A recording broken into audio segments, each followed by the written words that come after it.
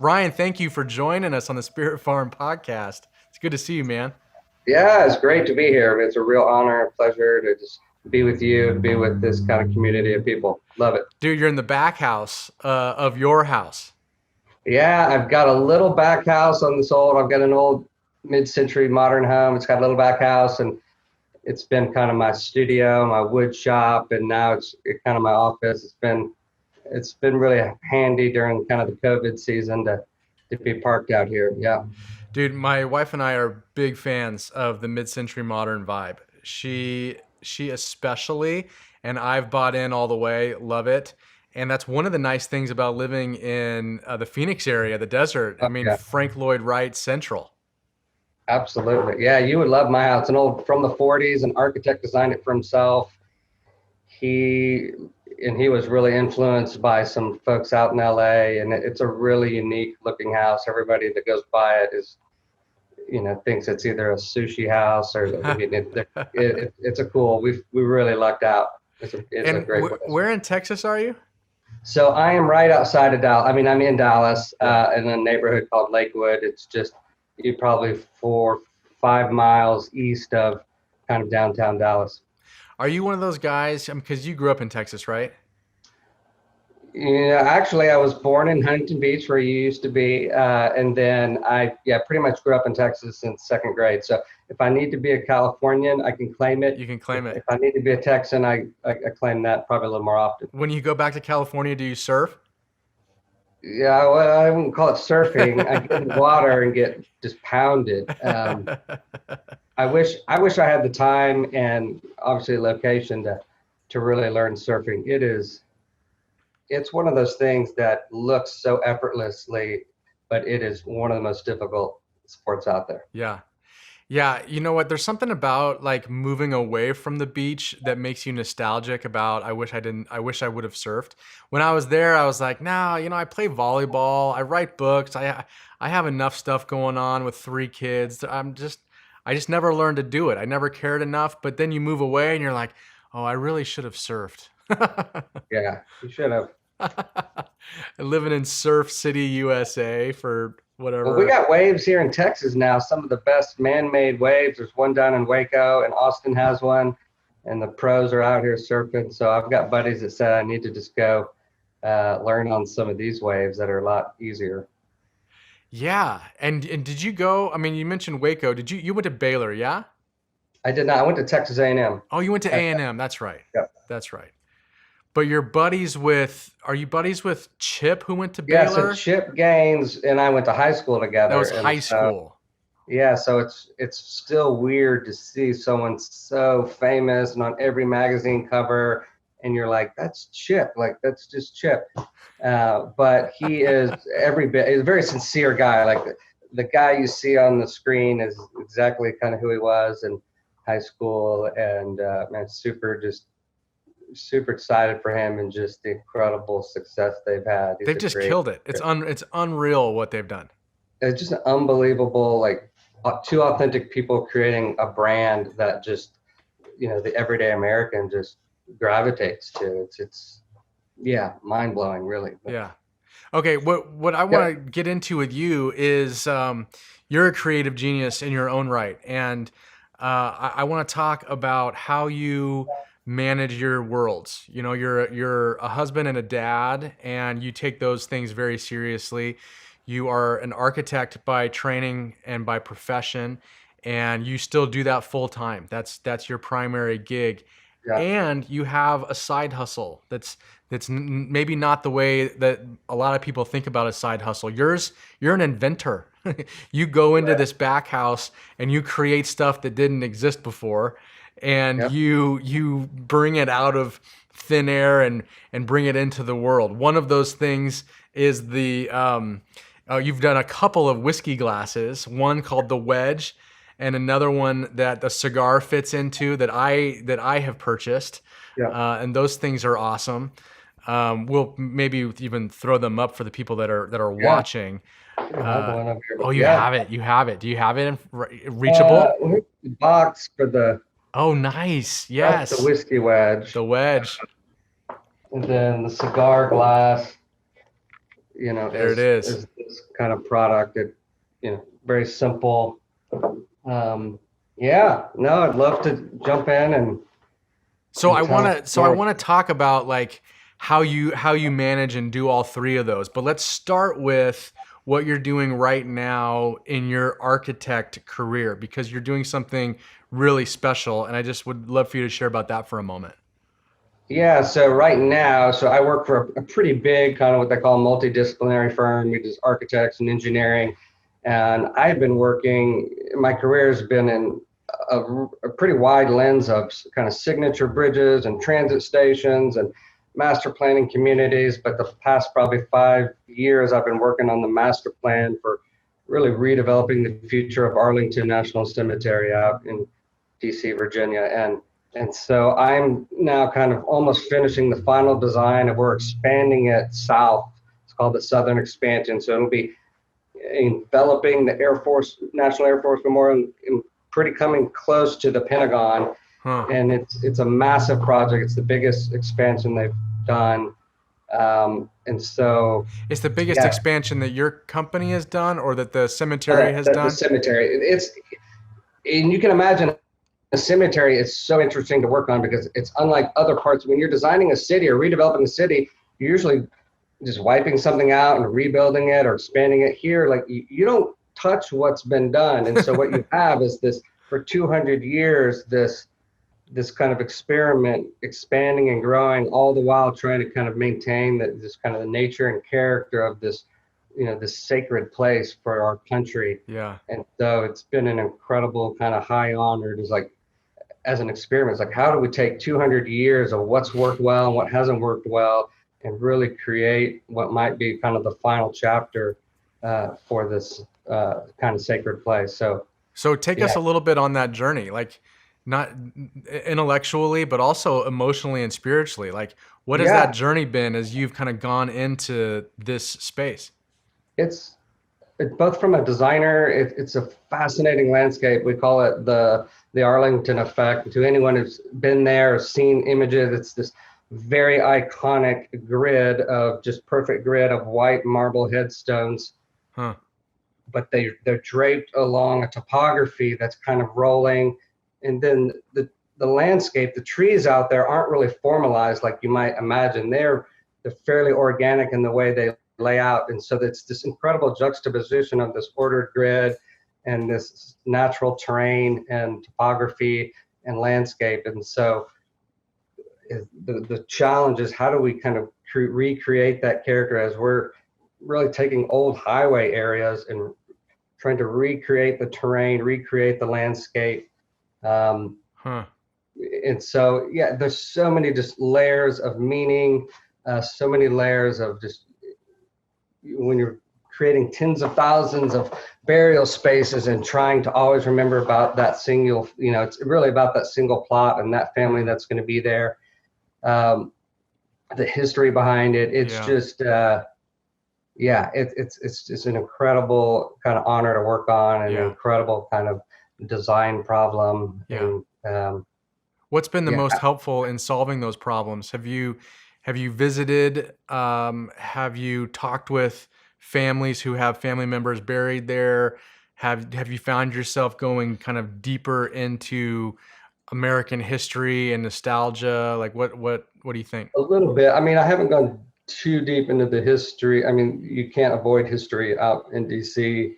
Um, it's really an integrated process where you are really trying to understand the families, the client, which is the Army, Department of Defense. Like it's really understanding everything. And mind you, we have to do this. They're still doing 30. They do 30 services a day, and so even when we're looking at the Wow. cemetery as a whole, it's like how do you fix a plane while it's flying? And Right. so we've had to implement a lot of projects even while maintaining services. This expansion really lets us kind of build on best practices of all the parts of the cemetery we like, the things we don't like, and create what we think is kind of the most beautiful expression of the place. But it's an integrated process where you're just talking to a lot of people with a lot of expertise, and just pulling the best out of each other to come to a consensus on a design solution. I love it, dude. Is this the most involved, biggest, or most meaningful project that you've worked on in your architectural career? Yeah, I mean, by far the most meaningful. Size and scale, I mean, I've probably worked on things that are bigger, but nothing this, I think, intricate, and nothing this, you know, and hats off to the government. You know, it's an apolitical place, and people, if there's things they need, like people and the government and Congress steps up and gets it done. And so you can create some pretty outlandish ideas, things that we even proposed as kind of like a straw man, like this is the extreme that you could do. And they're like, is that what we need to do? Yeah, okay. And then like it gets done. So Wow. that's a kind of a once in a lifetime opportunity to work for a client like that and to serve. You know, my dad was a Air Force veteran, and just I had never gotten to serve. So in some ways, it's an opportunity for me as a citizen to kind of give back and serve my country as well. So, yeah, that's awesome. So what does your week to week schedule look like as you're working on this big important project? You're doing something with your day job that's very meaningful and rewarding and fulfilling. A lot of people maybe don't have that experience, and so they're relying on their side hustle to energize them and whatever. You kind of have, it feels like the best of both worlds going in a sense, at least right now with this cool project. But yeah, how are you building? What is it looking like week to week?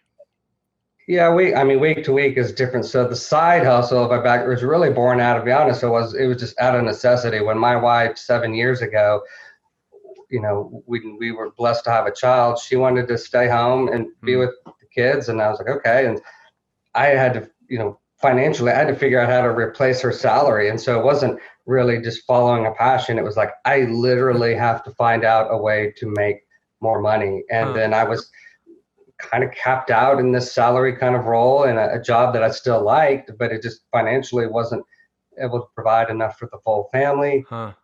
And so side hustle was, how do I use my gifts and talents to create other kind of income streams? And so what that's looked like for many years, and even now, is it's nights and weekends, you know, and with kids. So it's hard. It's not like just fun passion project. It's, hey, I've got to carve out time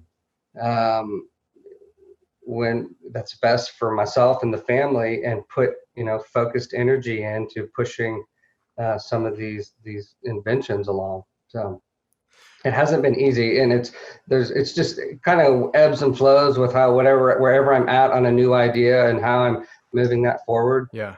How did it start though, Ryan? How did it start 7 years ago when you're saying, okay, how do I use my gifts and skills? Let's invent stuff. Like what was the beginning, and how did you take that leap and start to get a little bit of confidence or traction? Yeah, the leap. So it all started, and strangely, I have no idea how or why. I was driving up to Colorado, and I found an audiobook. It was Tim Ferriss's 4 Hour Work Week. And that's, which a lot of, you know, entrepreneurs have read now, pretty famous book, and author, thought leader. But just the mere concept of trading time for money, I'd never really understood that. And I've worked in a career where you're just kind of working hourly and billing clients hourly. And so I had never even thought. I was like, oh, you can actually make income in different ways and passive income streams. Well, in that book, he talks about the idea of licensing, that people invent things and just make royalties off their ideas. And I had always been creative and had ideas for products in my mind. That always meant, oh gosh, you have to spend just tens of thousands on patents and all this, and you have to bring it to market yourself, and you're just some guy on Shark Tank. That was never, I was like, I don't have the time and money for that. When I learned about licensing, I was like, well, wait a minute, I can sell my ideas. I was like, that's what I already do for a living, is create ideas. So the next step was I kind of, Stephen Key is a guy he mentions in the book. I read his book, and I just started doing homework on licensing. Then I just started figuring out what are all the ideas that I've had, did some homework on them. Do you have a journal, a notebook? How do you keep track of your ideas? Now I do. notebook. I use a lot of stuff in Evernote. Yeah. I mean, as soon as I have an idea in my head, I'll sometimes just text to myself. Yeah. I mean, I've got a constant kind of flow of ideas. Um, but so inventing is a little, it's not too far of a leap from architecture or design. So it's design, but designing in a totally kind of different category. So for me, it's a pretty normal transition. And I've got an advantage over a lot of inventors who can't draw anything or illustrate anything. And so, yeah, that's how I jumped into it. Just, really kind of from reading 4-Hour Work Week and doing my homework and just figuring out what it takes to get into the licensing game, the inventing game. And then your first project, was it successful or did you scrap it? How did you get going? Yeah, so I was super fortunate. I mean, the first thing I did, I had a bunch of ideas and I actually did some homework. And this is my advice to most inventors, like for people that have ideas, do your homework. 80% of the time, your ideas exist. Even though you haven't seen it, it's out there. People pitch me ideas all the time and I'll do a Google search for 3 minutes and I'll be like this? And they're like, oh yeah, that's it. So it happens to me all the time. So a bunch of ideas I'd already had in my brain, or even I did some patent searches, they existed. Where I got successful, it was just through a mutual friend, just relationships. I say this to people all the time, was telling them that, hey, I'm really starting to look into inventing products. He introduced me to someone who invented a product called the corksicle. It's it looks like an icicle, goes in the bottle of wine. Introduced him to his friend. They had one product they created, took it to market. I've seen the corksicle. So your Yeah, friend invented that. Yeah. So the guys that invented that, I met them. At the time, they just had the one product, and they were essentially like, "Well, yeah, let's come up with ideas for us." Huh. So it's just a win-win. Hey, you don't have to pay me anything. Let me just come up with ideas around just thinking about their brand, and they wanted to be somewhat whimsical, but so they already had something in wine. They were working on something in the beer space. So to me, it was just natural, like, okay, what can we do in kind of the liquor spirits realm? What are all the products out there? How can it be unique? And that's where the whiskey wedge and the cigar glass, I kind of created both of those ideas at the same time. Huh. It's just with the idea of how can it be unique? How can it aesthetically look different than other products? What is the weight and feel of a glass and the form and function of kind of ice in your glass feel like? And so those were two really simple ideas. So is it start with a sketch on a page, and then do you know the math around how to get that to a manufacturer? Do you blow glass? I mean, how far does this rabbit hole go? Yeah, well, interestingly enough, I think, I can draw it, design it, maybe model it in a computer. I'm not like an industrial designer that knows all the manufacturing lingo or knows exactly how thick a wall needs to be or threads on a cap. I don't take it to that level. I don't really need to. I mean, they have engineers that can do that. I did with the glass blowing, like that cigar glass. I mean, it took a lot of design and iterations to get that perfect shape that we developed. I did work with a glass blower locally to, it was the technical difficulty isn't the shape, it's how you mold that shape in that way and extract it. So some of these ideas you go down a bit of a rabbit hole to kind of help bring it to life. But so that's what really got me in the inventing world. And those products have been on the market for 5 years, or whiskey wedge 5 years. I think cigar glass 3 years. That's amazing, dude. Congratulations. Yeah. And then you've licensed it to these people, so they have distribution outlets, they're marketing, they're selling, they're manufacturing, and you just get a cut of everything that sells? Yeah, so I have the patents on it. Well, we share the patents, and it's their product. It's a Corksicle unique branded product, and they distribute it and sell it and market it, and so it's just like a song, I guess. It's like a small royalty comes back to me, and so like being the songwriter. Yeah. So So that's kind of the, with that success, I was like, well, that kind of changes the game, the design game. It's like, well, if I can keep doing this, then I can scale in a way that I never could just kind of working just in a normal kind of corporate setting of hourly salary work. But Yeah, yeah. So, what does it look like now that you've had some success? Have you thought about going away from the architecture, or you like it, so you're sticking with it? You have enough time and bandwidth to do the inventing stuff on the side? yeah, and I mean, it's been a balance. The inventing is really tough world. I've had that initial success. I've pitched maybe over 75 different products to multiple, hundreds of companies now and hundreds of rejections. It's a hard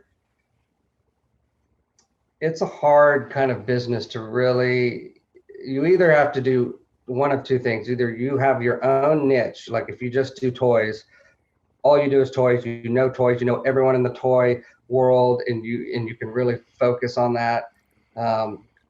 My problem is I have too many ideas, and so I'm kind of coming up with ideas In a bunch of different across spheres. a lot of different markets and Yeah. stuff. And so then I spend a lot of time trying to find a company in a hardware space or a kitchen space. I mean, most of the ideas I try to come up with, they're pretty simple that can be built easily, go to market quickly. I'm not building some large, hovercraft idea kind of things. They're simple, although we could. That's pretty awesome. Um, and so, yeah, I've come really close on some really large brand names. I've gotten really close to some products almost hitting. Last year, I had 3 products that were going to be pretty monstrous if they went to market, that all kind of fell through at the last minute. So it's just a roller coaster. And I guess to answer your question, for me, it's not worth leaving the day job on a roller coaster that is that kind of crazy. Unless I hit, if I had some huge home runs and then I kind of had the financial ability to rethink that, that's definitely in the picture. But I definitely love the projects I'm working on. And I think I kind of I don't know if it's a problem, sometimes a problem, but I always feel like I have to finish what I start. And so some of these projects I get on in my architectural world, they last for years and years and years. And so I'm always wanting to see it through. I start. Yeah. Okay, so just give us let's get back to that practical week. I know that it ebbs and flows and it shifts based on the idea that you're working on, but how do you manage the family?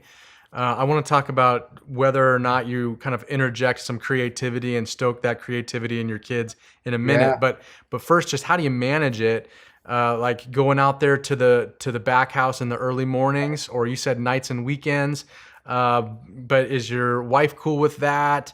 How does it look functionally week to week? It was hard. It definitely harder, and after baby 2.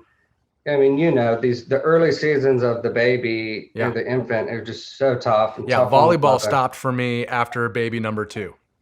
That was my weekly volleyball career was over. Yeah, I mean, that's a great point. I had to sacrifice for me to do this, and it's been hard, maybe not healthy at times. It's like, hey, I've had to sacrifice a lot of the fun and travel and some social things to really, because if I've got extra time, it was putting it into this business, the side hustle, and so it was just difficult. And it's number one is just communication and expectations, and it's really upfront. Like, hey, this weekend I'm going to need 4 hours, before noon or after. I mean, it's really talking through those times. Like, hey, I need a chunk of time here and here, and it's hard for creatives. Creatives need chunks of time. They can't, or you've got to get into that deep work. I totally agree. It's like 90 minutes minimum. Yeah. And so that's been one of my hardest struggles, just because I'm getting chunks of time. And so you have to be very strategic about carving those times out and looking at your calendar and getting that, this week I am going to guard and carve time right here. Um, I have the ability to just, I'm a kind of a task switcher, which isn't helpful for what I do for deep work. But When you yeah, say deep it's, work, who wrote that book? Is that Cal it's how, Newport? yeah, and exactly. and he talks about how multitasking is a myth and no one really multitasks. They just shift from task to task and they're losing energy and focus, and that deep work is really what's necessary for the true creative stuff to come out, and you need dedicated time, like an hour or more, where you're just kind of really leaning into it and consumed by it, turning off phones and distractions and things like that. That's what you're getting at, yeah? Yeah, absolutely. And it's a process. So it's like, for me, my creative process, and a lot of other people in science would talk about it, it's about having an idea, like work, thinking about it for a while, doing some deep work, and then going away from it. Like, and I Mm, call it fermenting. I let it yeah, ferment, and it could yeah, be weeks. But I know it's there, and then different kind of iterations of it or will come to mind. yeah, And so a lot of ideas, I'm just letting them ferment. yeah, Um, and then when it's time to like really produce it, then that's where I do my deep work, where I'm like, okay, I'm really drawing it, I'm designing it, I'm modeling it, I'm 3D printing it, I'm in a creative mode. And you then have a there's the three. whole other, the more managerial side of pitching it to companies and following up and emails. Like, that's a separate thing. And so I am trying to learn how to really separate those things, that develop creative time, and then you can chunk your more administrative Yeah, reach out time separately. yeah, yeah. Do you have a 3D printer? Yeah, I've got a little one right over Is that there. back Yeah, corner right there? yeah, and that's been great to. You know what I saw you making on that? And I only bring it up because it's public anyway. I don't want to divulge any kind of private things that you're working on, but you were making early on when the COVID stuff was hitting.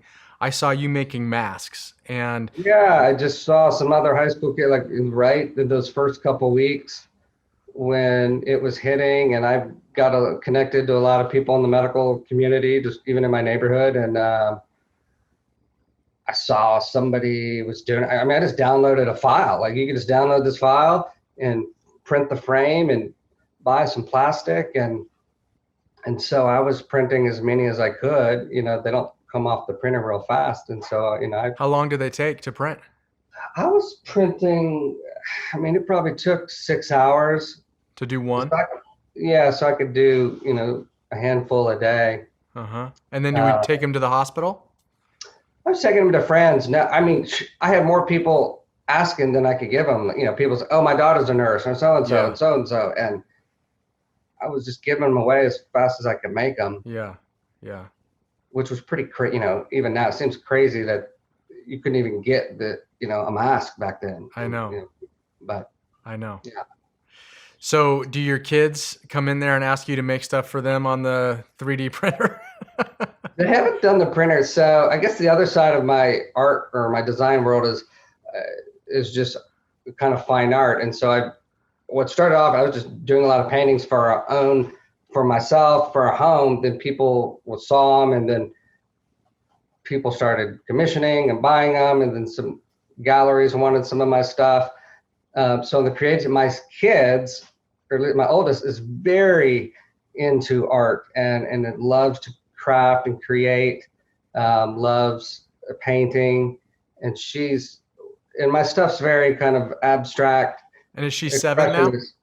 But she loved, like, at first, when she first started to talk, she's like, "What, Dad? That's a mess. You just made a mess."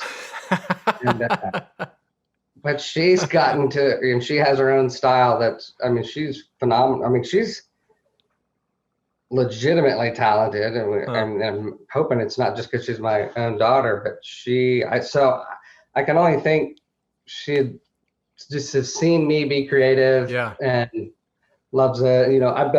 I have three girls, and so yeah, I don't get to do all the fun guy things, but I think it was during COVID I built. I think I have these model rockets. I loved model rockets growing up. yeah. I was like, forget it. I'm gonna get them into rockets. And we built model rockets, and they loved it. The kind And that like shoot, like would they shoot them up in the air? Yeah, this guy. Look at that. Yeah, these things shoot off. Dude, that's legit.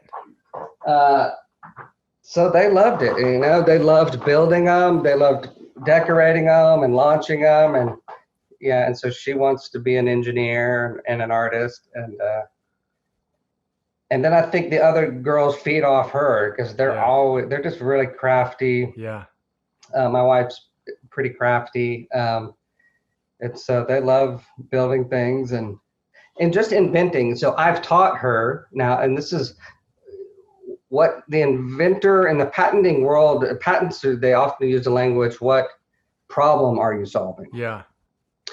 And so I've started to teach my daughter to think about that. Even like if she's like, hey, I can't reach, Daddy, can you get that whatever candy bar down for me? And I was like, well, how would you get, if you had to, what invention can you make to go get that? Oh, so then she'll have to like, okay, maybe if I go get this broomstick and I put some tape around it and stand up there and then I could grab it. And that could backfire for you.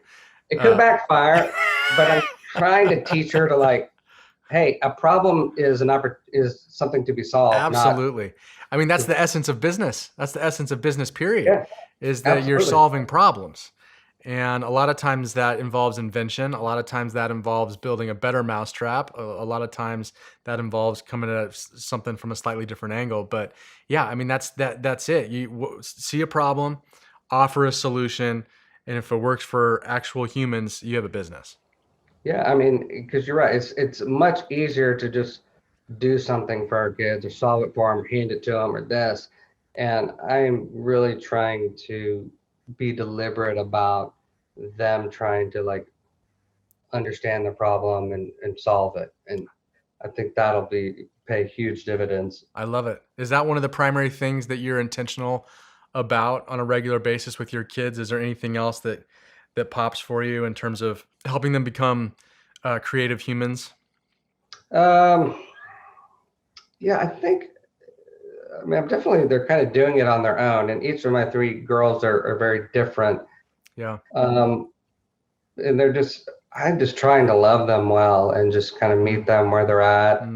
My middle daughter, she's just different and precious, but also like, I can already see it fearful. There's been like storms, like she's really afraid of storms. And the other day I was just like, and I don't know how to like, what to do other than kind of hold her and reassure her that she's going to be okay, that we're okay. Yeah. And so, yeah, my kids are just like 7, 5, and 2. Yeah. And so that's me too, bro. We're 7, 5, and 3.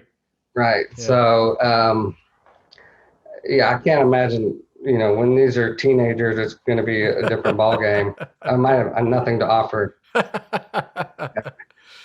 We got to bounce back to your art. What's going on behind? Are those your pieces of art behind you? There's a couple old pieces. I mean, my bigger stuff and more significant stuff is not really in here. That's weird. That's been something I've really been leaning into. The art has been kind of unintentional. I did it for myself. I did some pieces earlier this year, and I've had some people come to me and just said, that's what you need to be leaning into. That's what you need to be doing. I've seen some of your stuff, dude. It's beautiful. It's really good. But the art world is like, and I don't know or understand it. I mean, as a business world, it's like, it's so arbitrary. Like, whatever, this is worth $1 million. And so it's a totally, completely different art and science of the business side, I think, of art, which is fascinating to me. I just haven't. But you know what? It's probably similar. Well, I don't really know what I'm talking about, but I'm going to throw this out there anyway.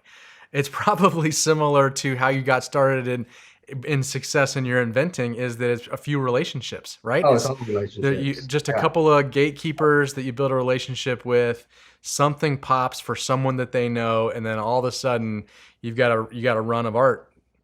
Yeah, 100%. And so I have been trying to figure out a little bit, like, where are the kind of relationship networks where you can kind of create value. Because I don't have the time to create a lot of volume of art. I mean, I know some other successful artists, they're just pumping stuff out. Right.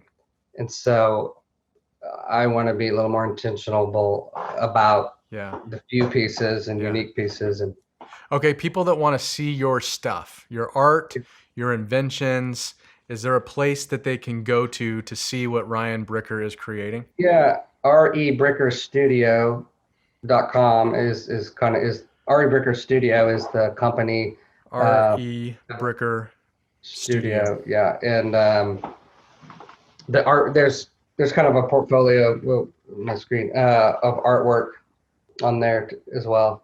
Okay. Yeah. And stuff, can we buy stuff straight off the website? No, I could provide a link. There's a friend, he's got a company called Canvas Kick. There's some limited edition prints of a handful of my pieces. Okay. But even still, you have your contact info on the website.